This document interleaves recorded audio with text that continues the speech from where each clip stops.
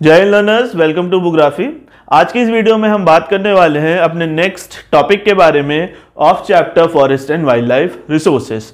इससे पहले हमने बात की थी forest and wild life resources के इंट्रोडक्टरी पार्ट्स के बारे में, जो डिफरेंट फ्लोरा और फौना इंडिया में मिलते हैं, एंड देन आफ्टर जो IUCN का क्लासिफिकेशन है of forest and wild life resources. 6 type of species की हमने वहां पे बात की थी।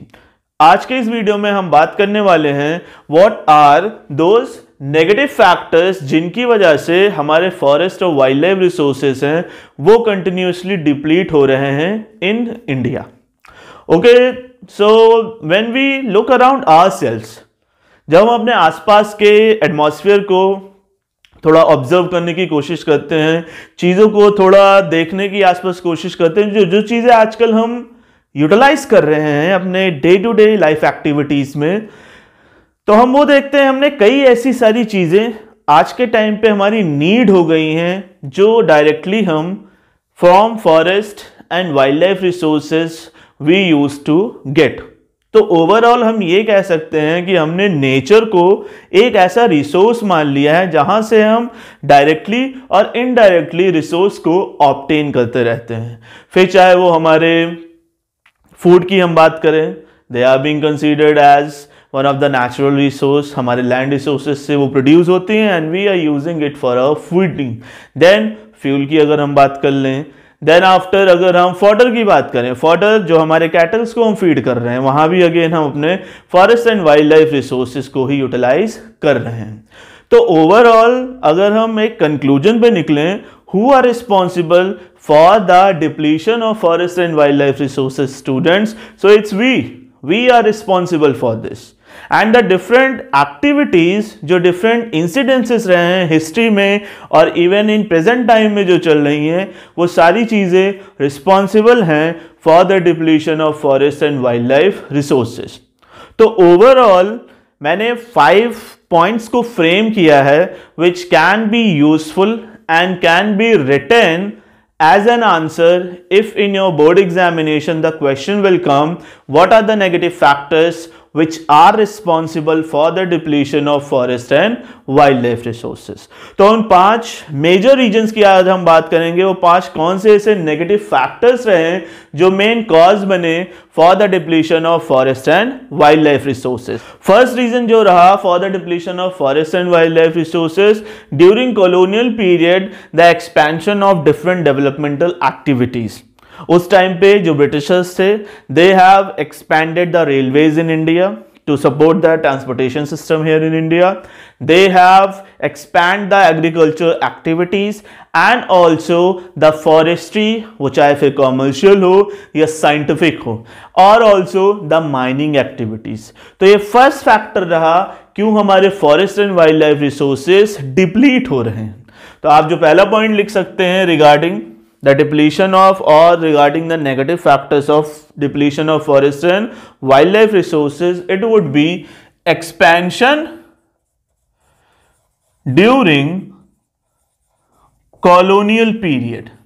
ये हम बिफोर इंडिपेंडेंस एरा की बात कर रहे हैं, जब हमें इंडिपेंडेंस नहीं मिली थी, जब ब्रिटिशर्स हमारी कंट्री में रूल कर रहे थे। So expansion during colonial period would be the first reason behind the depletion of forest and wild life. अब वो किन चीजों का एक्सपेंशन हो रहा है वो हम यहां से देख सकते हैं। It could be the expansion of railways, ये आप देख सकते हैं। It could be the expansion of agriculture, it could be the expansion of scientific and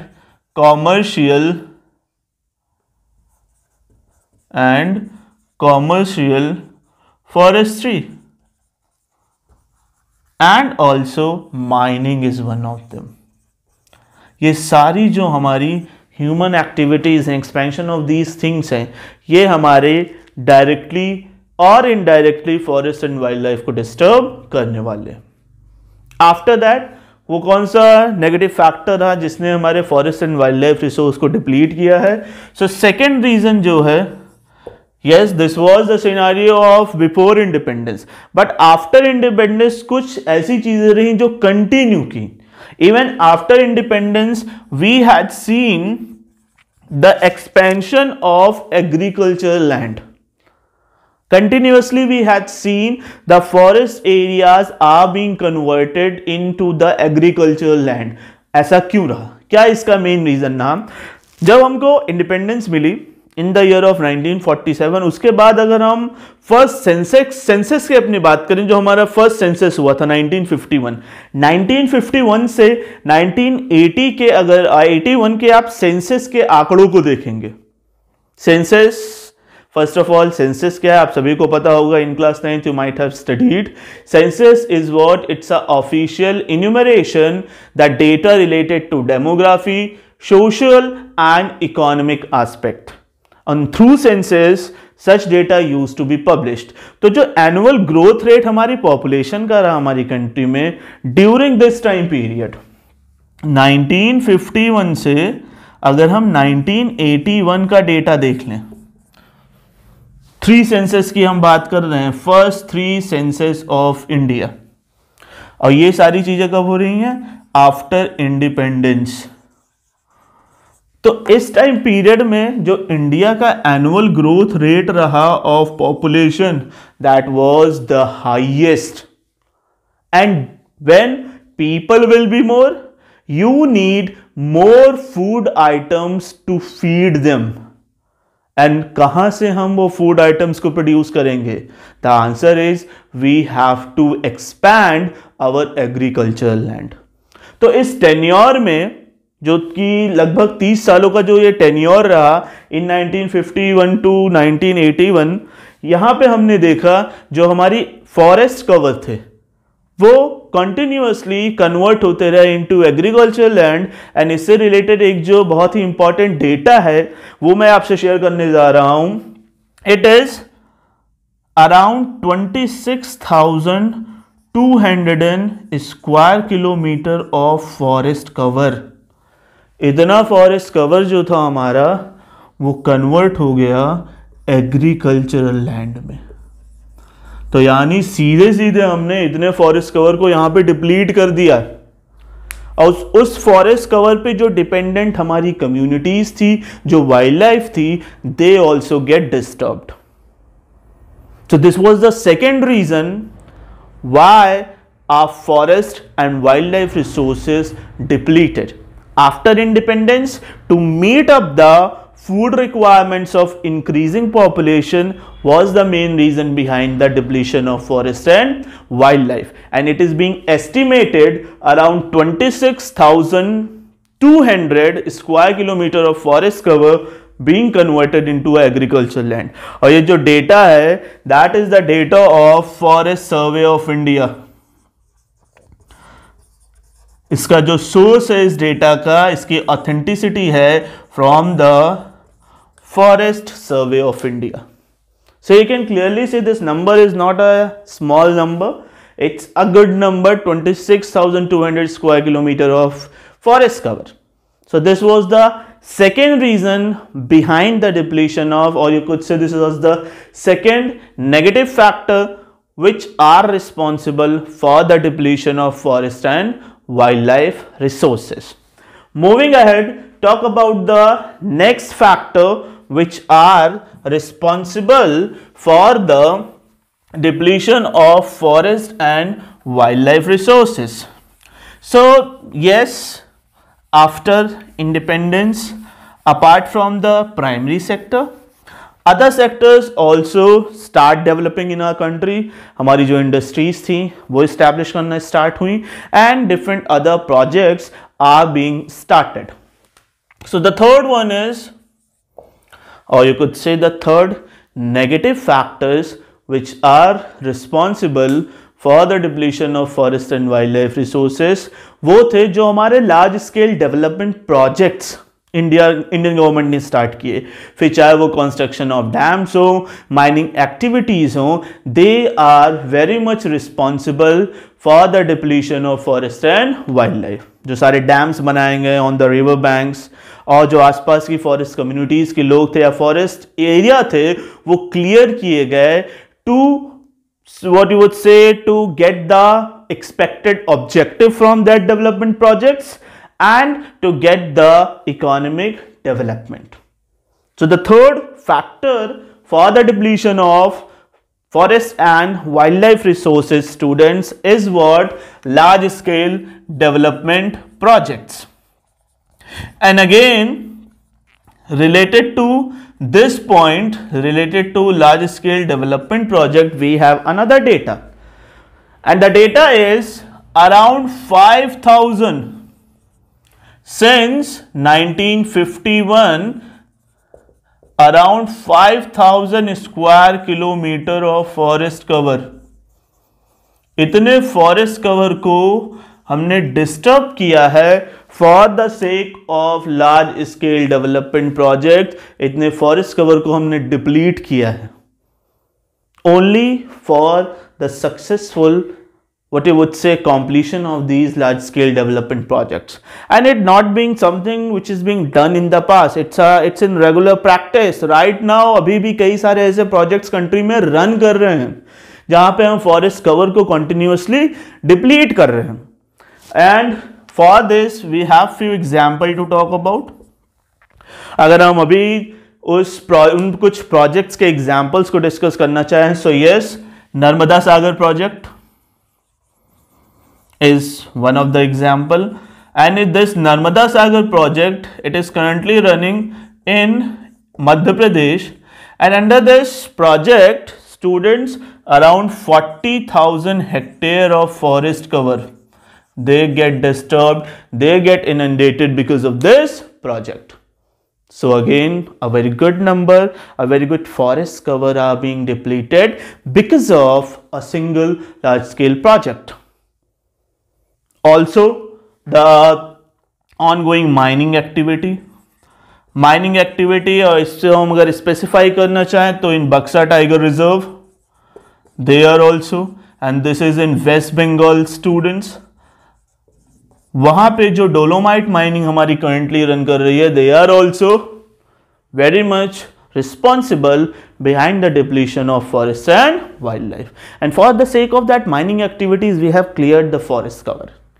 They are also being responsible for the depletion of forest and wildlife. Then again, it's many environmentalists and the foresters, they have their viewpoint regarding the negative factors जो responsible रहे किसी भी forest and हमारी country के forest and wildlife resources के depletion में. They have the view, they have the suggestions. One of the factor for the depletion of forest and wildlife resources is because of the grazing and the fuel wood collection. They are also one of the negative factors behind the depletion of forest and wildlife. कई ऐसी सारी communities हैं हमारी जो fuel wood collection को करती हैं to meet up their cooking requirements, and sometimes their requirements to meet up their requirements, वो जो lopping areas के trees होते हैं, they can meet their demand, but instead of using them, sometimes they used to fell down the whole tree, and this is how also the forest areas used to be threatened. They used to be get depleted. That's why this could be as fourth factor which are equally responsible for the depletion of forest and wildlife. अभी तक हमने इतने सारे factors की बात की जो हमारे one of the reasons रहे क्यों हमारी country में forest and wildlife resources deplete हो रहे हैं. Now we are going to talk about an example of a flora species which is being given in our book, and the example is of a Himalayan yew. Himalayan yew is a flora species, and from this particular short note in exam question used to be asked, Himalayan yew एक ऐसा medicinal plant है students जो कि हमारे हिमाचल प्रदेश और अरुणाचल प्रदेश में मिलता है. So it's a kind of flora species generally used to be found in Himachal Pradesh and Arunachal Pradesh region, and इस ट्री के में केमिकल सब्सटेंस मिलता है जिसको हम बोलते हैं टैक्सल, जिसको हम एक्सट्रैक्ट करते हैं from the barks of the trees, from the needles of it, from the roots of it, which we use to extract from the leaves, from the barks and from the roots of the trees. The taxol substance, that chemical substance used to be extracted. अब इस Taxol जो हमने chemical substance extract किया इस particular flora species से, इसका use कहां पे होता है? ये सक्सेसफुली यूज किया जा चुका है to treat the cancer, and in present time this particular drug is the highest selling anti cancer drug in the world. तो जिसकी वजह से ये जो पर्टिकुलर हिमालयन यू स्पीशीज है, this is under a great threat. और पिछले एक डेकेड में अगर हम बात करें, कई सारे हिमालयन यू को ड्राइड किया गया है and it is being visible, it's being seen in various parts of Himachal Pradesh and Arunachal Pradesh. So Himalayan yew again एक ऐसा फ्लोरा स्पीशीज जो अंडर ग्रेट थ्रेट है to meet up the requirements of pharmaceutical industries of the nation. So Himalayan yew पे भी आपके कई बार short notes आते हैं, तो क्या पॉइंट्स आप फ्रेम कर सकते हैं from this? So yes, it is a medicinal plants. अब मेडिसिनल प्लांट तो है, हाँ है, मिलता किधर है ये आप लिख सकते हैं. तो आप हिमाचल प्रदेश एंड अरुणाचल प्रदेश. क्यों इंपॉर्टेंट है? सेकेंडली, इसमें एक ऐसा केमिकल सब्सटेंस मिलता है जिसको हम बोलते हैं टैक्सल. अब ये टैक्सल एक्सट्रैक्ट हम कहाँ से करते हैं? From the barks, from the leaves and roots of the trees. Third point could be related to Himalayan yew that used to treat cancer, and the drug which is being made by using this chemical substance is highest selling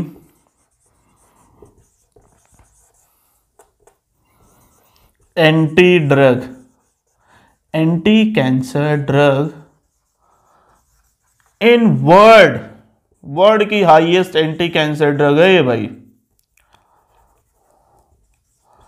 तो इसकी वजह से ये जो particular flora species है India की, वो under great threat है.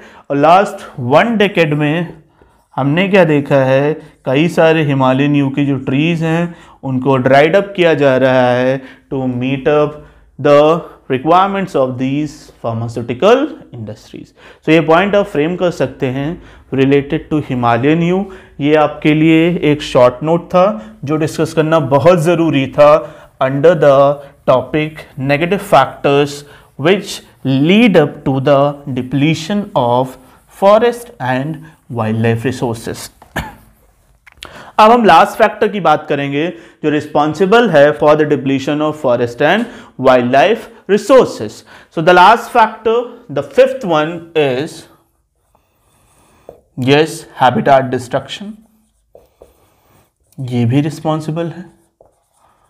जब हम इन wild life after clearing the forest, हम जो ये वाइल्ड लाइफ है, हमारे जो एनिमल्स है, उनके हम हैबिटेट को कंटिन्यूसली डिस्टर्ब कर रहे हैं. सो हैबिटेट जब डिस्ट्रक्ट होता है किसी भी पर्टिकुलर स्पीशीज का, they use to gradually what you would say extend from one region. Then after hunting, this is also one of the reason. Over exploitation, this is one of the reason, and environmental pollution, these were also one of the reasons why forest and wildlife resources are continuously depleting. एक और बात जो equally responsible है जब हम depletion of forest and wild life की बात करते हैं स्टूडेंट्स, वो क्या है? Yes, we all are using it, but it is being noticed the access to these resources are not equal to each and every one. It's not equal.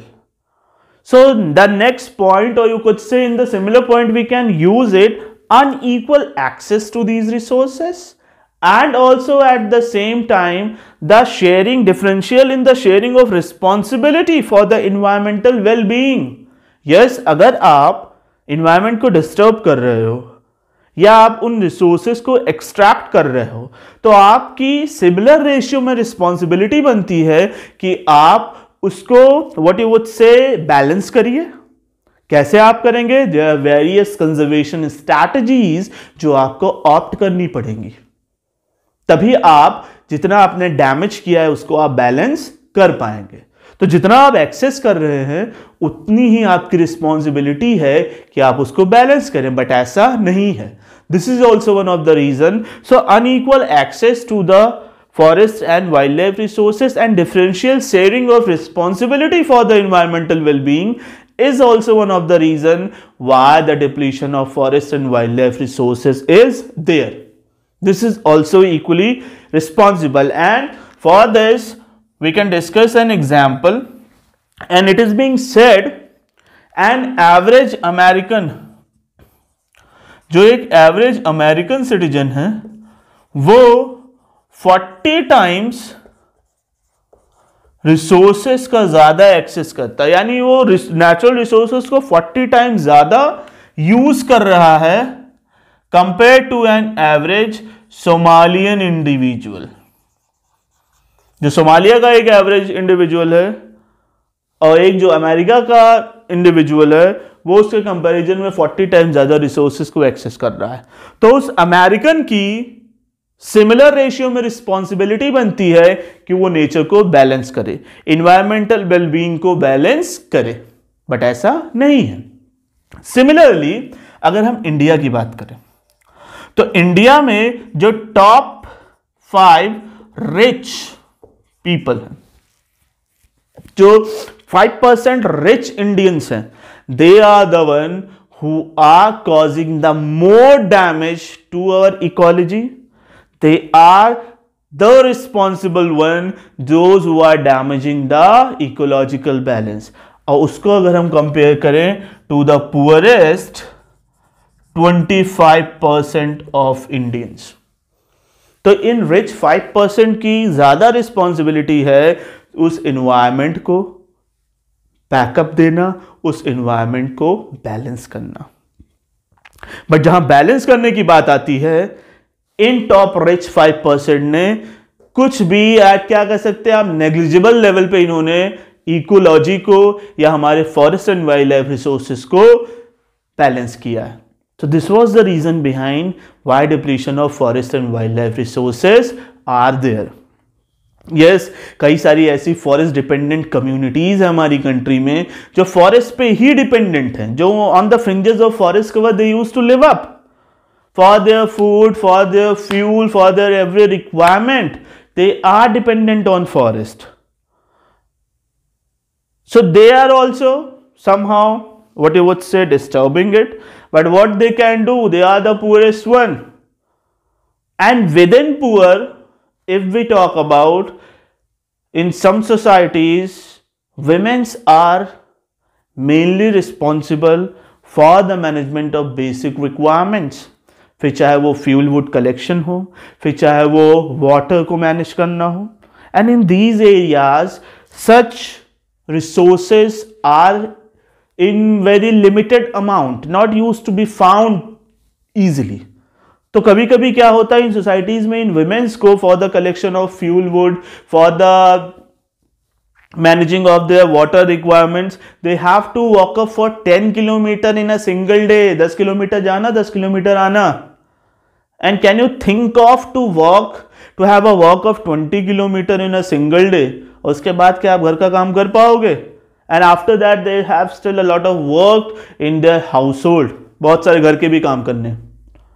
तो इस वजह से कई सारे ऐसे केसेस को नोटिस किया गया कि इन सोसाइटीज की जो विमेन्स थे, they have the serious health implications.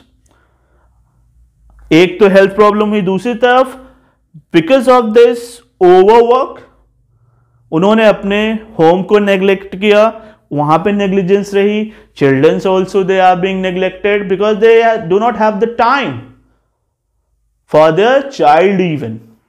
तो इन केसेस में कई सारे सोशल प्रॉब्लम्स भी हमारे राइज हुए because of the depletion of forest and wild life resources. और जब ये हुआ, इसने सबसे ज्यादा जो डिस्टर्ब किया वो हमारे पोअरेस्ट सेक्शन ऑफ द सोसाइटी को। तो ओवरऑल जो इस डिस्कशन में निकल के आया कि depletion of forest and wild life is directly related to the result of poverty.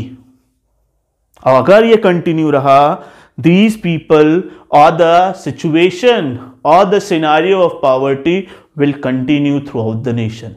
So therefore it's our responsibility to have or to opt for sound forest and wildlife conservation strategies. हमें वो अपनानी पड़ेंगी। So this was all about the topic negative factors which are responsible for the depletion of forest and wildlife resources. Quickly, we're gonna recap it. Number one, during colonial period, because of the expansion of railways, agriculture activities, scientific and commercial forestry, and also the mining. Second one, after independence जो हमारा population का growth rate रहा वो बहुत high रहा। अगर हम 51 से 80 की बात करें, इस टाइम पीरियड में हमारे जो 26,200 square kilometre of forest cover थे स्टूडेंट्स, वो डिप्लीट हुए because of the increase agriculture land. Population ज्यादा हुई तो उनके फूड रिक्वायरमेंट को कंप्लीट करने के लिए हमें फॉरेस्ट कवर को डिप्लीट करना पड़ा। Third reason, because of the large scale development projects, because of the building of the dams, because of the mining activities, we had seen around 5,000 square kilometer of forest cover को हमने क्या किया, again deplete किया। Then we have talked about some examples, Narmada Sagar project, the mining activities of Buxa Tiger Reserve and all, and yes, the suggestion of foresters, environmentalists we have took up, grazing and fuel wood collection, वो भी एक reason रहा for the depletion of forest and wildlife resources as the negative factors. And fifth one, and yes, before fifth one we have talked about Himalayan yew flora, which is under great threat because a chemical substance Taxol is being found here, जो use किया जा रहा है anti cancer drug में। तो pharmaceutical जो हमारी industries हैं, they are coming behind this and become the main reason for the extinction or for the reduce in the numbering of these particular flora species. फिर हमने फिफ्थ की बात की, habitat destruction, hunting, over exploitation, environmental issue we have talked about, and then it's a main, I would say it's a main concern or the main negative factor should be, out of 5 I will rate this particular problem at top, कि आप जितने forest and wild life resources को disturb कर रहे हैं, आपकी responsibility बनती है कि आप सिमिलर रेशियो में उसको बैलेंस करें। So I will rate this particular factor at top, which one, the unequal access to the forest and wild life resources and the differential sharing of responsibility when it comes to the environment wellbeing.